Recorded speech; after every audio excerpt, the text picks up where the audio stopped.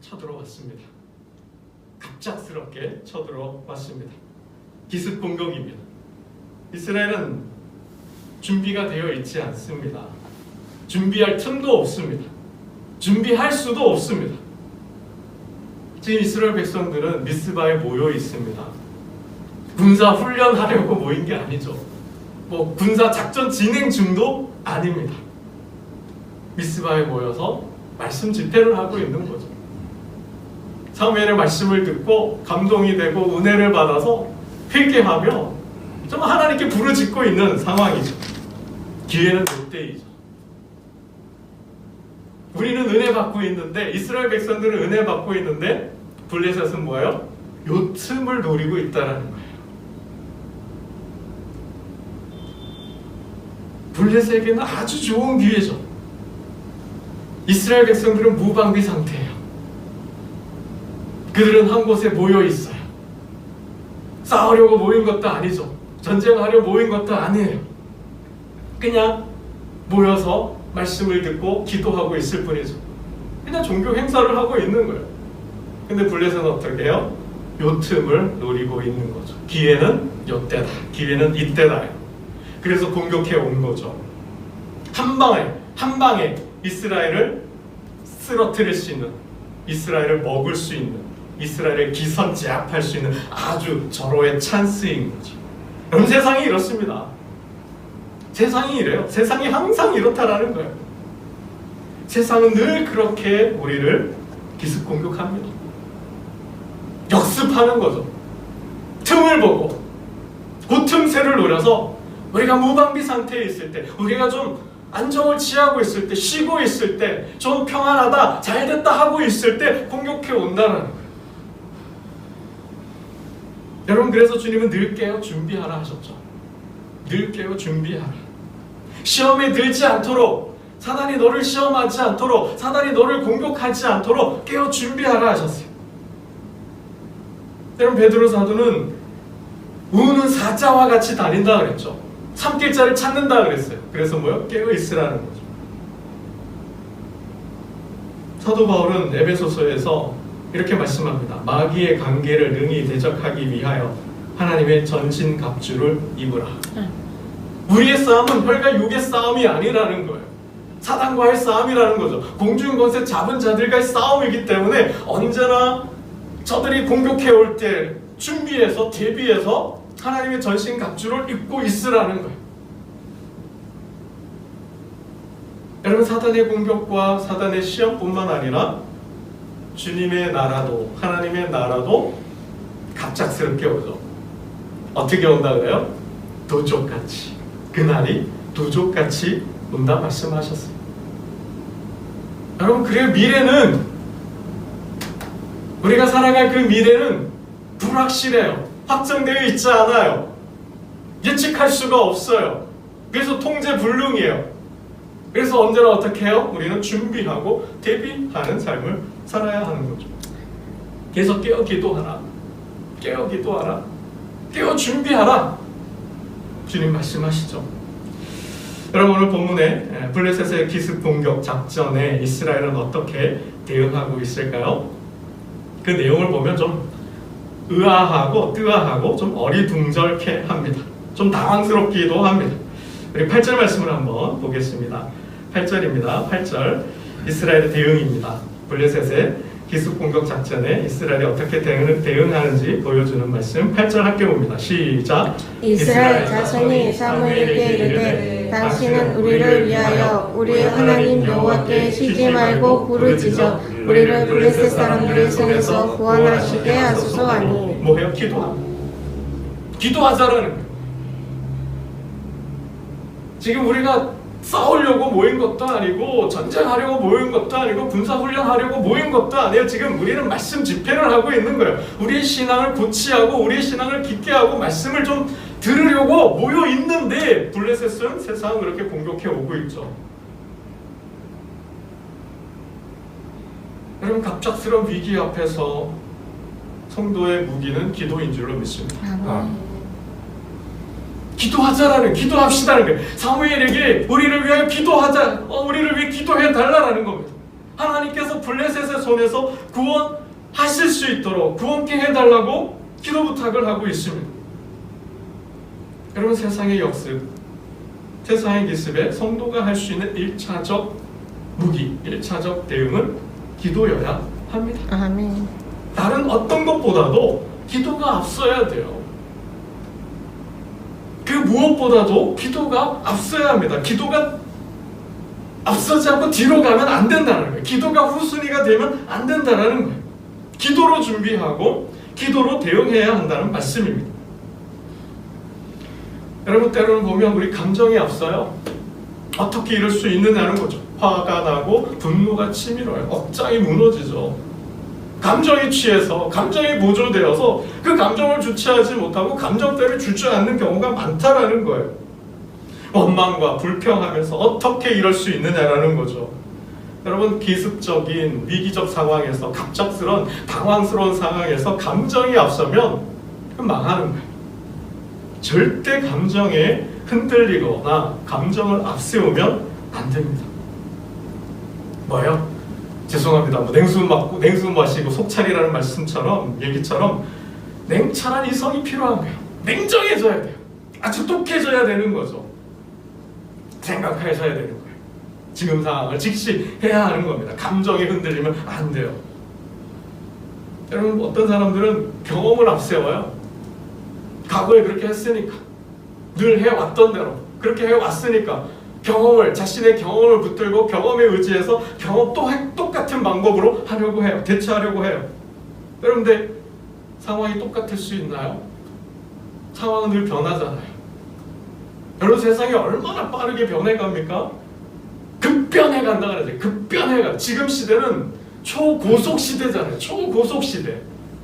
10년 전, 5년 전, 아니 1년 전, 아니 어제와도 다른 시대를 우리는 살고 있는 거예요. 그만큼 빠른 속도로 세상은 변해가고 있어요. 그런데 5년 전, 10년 전, 아니 1년 전에 그 방법으로, 그 경험으로 지금의 변화를, 지금의 상황을 극복해 보겠다고요? 이건 참 어리석은 짓이라는 거예요. 여러분, 경험을 앞세워서도 안 돼요. 사람들의 지혜를 의지하려고 해요. 사람들을 찾아가요.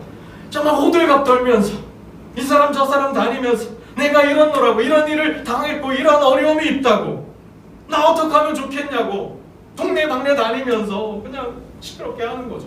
여러분, 그런다고 해결이 되나요? 안 해요.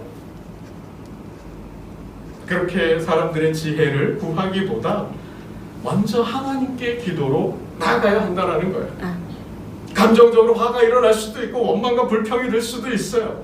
또 경험이 주는 지혜가 훌륭할 수도 있어요. 탁월할 수도 있어요. 사람들에게 나의 상황과 나의 감정을 나누다 보면 위로받을 수도 있고 또 지혜를, 도움을 얻을 수도 있을 거예요. 그러나 그 무엇보다도 먼저 하나님께 기도로 나아가야 한다는 거예요. 하나님께 물어야 한다는 것입니다. 그때 하나님이 대답하시는 줄로 믿습니다. 아멘. 여러분, 오늘 본문의 사무엘은 어떻게 하나님께 나아갑니까? 우리 9절 말씀을 보겠습니다. 이러한 블레셋과의 일촉즉발의 전쟁 앞에서, 그 위기사 앞에서 사무엘이 취한 행동입니다. 9절 함께 봅니다. 시작. 사무엘이 젖먹는 어린 양 하나를 가져다가 온전한 번제를 여호와께 드리고 이스라엘을 위하여 여호와께 부르짖음에 여호와께서 응답하셨더라. 아멘. 여러분, 사무엘이 취한 행동은 뭐예요? 제사였어요.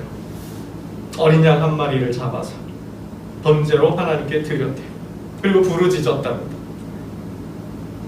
사무엘의 방법은 제사였습니다. 그 제사를 받고 하나님이 응답하셨대요. 여러분, 지금 그 앞에 블레셋 군대가 와 있잖아요. 전쟁이 임박해 있잖아요. 사느냐 죽느냐의 기로에 서 있잖아요. 근데 한가롭게 제사를 드리다니, 그럼 말이 됩니까? 우리의 상식으로는 이해가 안 돼요. 우리의 이성에, 우리의 삶에는 맞지 않는 모습이에요. 여러분, 이런 상황이라면 작전회의라도 해야 되는 거 아니에요? 장수를 모으고 군대를 모아서 작전을 짜야 하겠죠. 국가 북한이 미사일 한번 쏠 때마다 뭐예요? 대통령 그죠? 비밀 장소에서는 국가 안보 회의를 하지 않습니까? 거기에 대해서 우리는 어떻게 대처해야 되는지 상황 파악하고 우리 입장을 그죠? 어떻게 또 해야 되는지를 논하잖아요. 그렇게 해야 되는 게 맞는 게 아닌가요? 정말 실력 있는 칼을 잘 쓰는 말을 잘 쓰는 무기를 잘 다루는 작전이 지혜가 뛰어난 책사들을 모아서 지금 대비를 해야 되잖아요. 방어를 하고 어떻게 저들을 물리칠까 공격할 작전을 짜야 되는 게 정설이잖아요. 그게 맞는 상황이잖아요. 근데 사무엘은 뭐예요? 제사를 드리고 있다라는 겁니다. 여러분 이게 신앙의 자세인 줄로 믿습니다. 물론 그렇게 해야 돼요. 그러나 기도보다 앞서면 안 되고 예배보다 앞서면 안 된다는 겁니다. 정말 이런 일촉즉발의 위기적 상황에서 저와 여러분이 택해야 될 1순위 첫 번째 상황은 취해야 될 조치, 첫 번째 조치는 하나님 앞에 나아가는 거예요. 제사로 나아가는 거예요. 여러분 하나님은 알고 계신 줄로 믿습니다. 하나님 보고 계신 거죠. 그래서 하나님께 물어야 된다는 거예요. 여러분 지금 이 순간부터 역사적 이 사무엘 시대 이 역사적 순간부터 다윗 때까지 블레셋과 이스라엘은 경쟁 관계에 있어요. 이 이후로 쭉 보면은 호시탄탄 블레셋은 이렇게 패했음에도 불구하고 그죠? 법궤 사건 이후로 그죠? 법궤로 인하여서 큰 재앙을 어려움을 겪죠. 법궤를 돌려보냈잖아요. 그리고 이 미스바에게 전쟁을 일으켰는데 이 이후로도 계속해서 블레셋은 이스라엘을 공격해 옵니다. 그래서 사울 왕 시대도 블레셋과의 전투가 있죠. 그리고 다윗이 왕이 됐을 때도 블레셋은 공격해 왔어요. 두 번의 전쟁을 치르게 됩니다. 그때 다윗은 블레셋과의 전투를 앞에 두고 성경을 보면 이렇게 기록하고 있어요. 하나님께 여쭈었다. 하나님께 여쭈었다. 뭘 여쭈었을까? 하나님, 저들과 싸울까요 말까요? 군대를 동원할까요 말까요? 싸운다면 어떻게 할까요? 하나님 이 전쟁이 승리할까요 말까요? 하나님 넘겨주시나요? 아니면 우리가 지나? 이런 걸 물었다는 거예요. 그러니까 기도한 거죠. 바알 브라심 물을 흩은같이 블레셋 군대를 흩었다고 다윗은 고백합니다. 2차 전쟁, 두 번째 전쟁에서는 또 하나님께 여쭈었다 그랬어요. 그랬더니 이번에는 작전을 일러주셔요. 이번에는 매복해 있어라. 그 뒤로 가서 매복해 있다가 뽕나무에서 걸음 걷는 소리가 들리거든 나가 싸워라. 하나님 작전까지 다 일러주셨습니다. 여러분 하나님 우리가 제사로 기도로 하나님께 나아간다면 하나님께서 사무엘에게 응답하셨듯이 다윗에게 응답하셨듯이 응답하실 줄로 믿습니다. 아멘.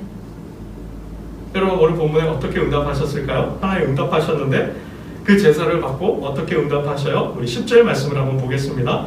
10절입니다. 함께 봅니다. 시작. 사무엘이 번제를 드릴 때에 블레셋 사람이 이스라엘과 싸우려고 가까이 오매 그날에 여호와께서 블레셋 사람에게 큰 우레를 발하여 그들을 어지럽게 하시니 그들이 이스라엘 앞에 패한지라. 아멘. 가까이 왔죠. 이스라엘과 싸우려고 가까이 왔어요. 근데 하나님 어떻게 응답하셨어요? 우레를 발하셨대요. 우레를 발하셨대요.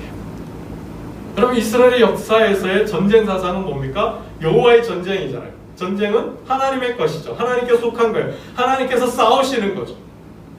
하나님의 전쟁이 되려면 하나님께 물어야 되고 하나님 물을 때 하나님 주시는 대답이 있다는 거예요. 응답이 있다는 거예요. 그 응답된 대로 말씀하신 대로 우리가 전쟁을 치러야 된다는 거죠. 그럴 때 승리한다는 거예요. 우레를 발하셨대. 여러분 이스라엘 백성들이 애굽에서 나와서 홍해를 만났을 때 바로는 전차 부대를 이끌고 이스라엘을 공격해 오죠. 그때 이스라엘 백성들은 두려워했죠. 모세는 기도하죠. 마른 땅을 건넙니다. 홍해를 도와하죠. 그때 이렇게 성경은 기록하고 있습니다. 하나님께서 애굽 군대를 어지럽게 하시며 똑같이 어지럽게 했죠. 근데 어떻게 어지럽게 하셨나? 그들의 병거 바퀴를 벗겨서 병거 바퀴를 벗기셨대요.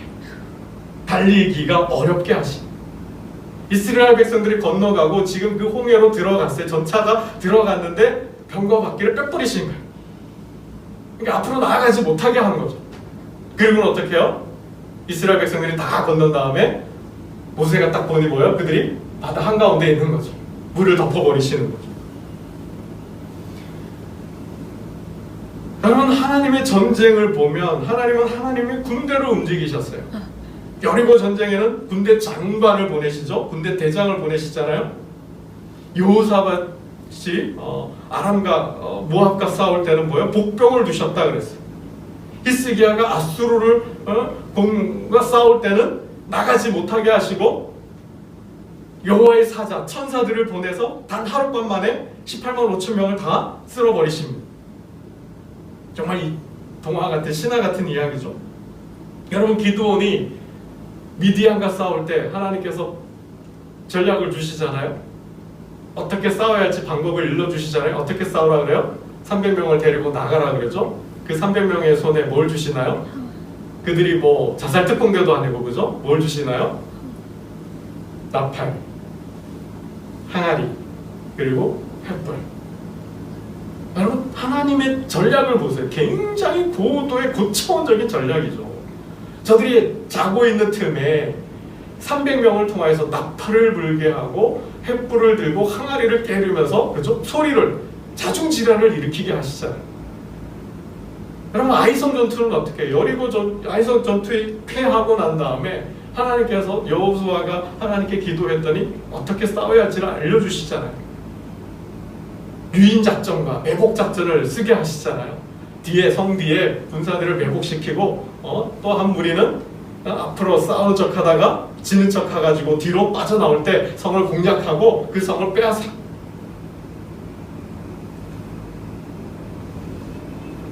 여러분, 우리가 위기적 상황에서 정말 당황스러운 급작스러운 그런 위기 앞에서 하나님께 기도로 나아간다면 하나님께서 주시는 마음, 하나님께서 주시는 지혜가 있는 줄로 믿습니다.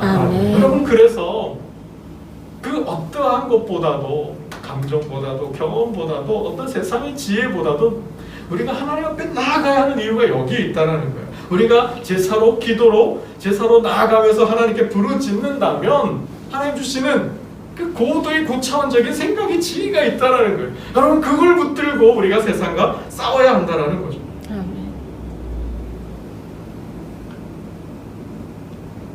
여러분, 오늘 본문 말씀에 이 사무엘이 사는 동안 이스라엘은 평안했다 그래요. 블레셋은 선을 넘지 않았어요. 감히 쳐들어오지를 않았어요.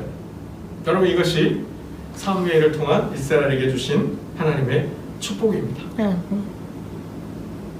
여러분, 이 땅의 교회가 세상에 그런 축복을 주는 교회가 되어야 되는 거죠. 이 땅의 교회가 축복의 통로가 되어야 되는 거죠. 오늘 예배하는 저와 여러분이 하나님의 축복의 통로가 되어야 되는 거예요. 여러분, 사무엘을 통하여 볼 때 정말 사무엘이 살아있는 동안 이스라엘은 평안을 누렸어요. 모든 전쟁에서 싸워 승리하는 그러한 은혜를 누렸죠. 우리 13절 말씀을 한번 보겠습니다. 13절 함께 봅니다. 시작. 이에 블레셋 사람들이 굴복하여 다시는 이스라엘 지역 안에 들어오지 못하였으며 여호와의 손이 사무엘이 사는 날 동안에 블레셋 사람을 막으시매. 뭐 하는 동안에요? 사무엘이 사는 동안에. 사무엘이 있는 동안에 블레셋은 감히 쳐들어오지도 공격하지도 못했다는 거예요. 얼씬도 못했다는 거예요.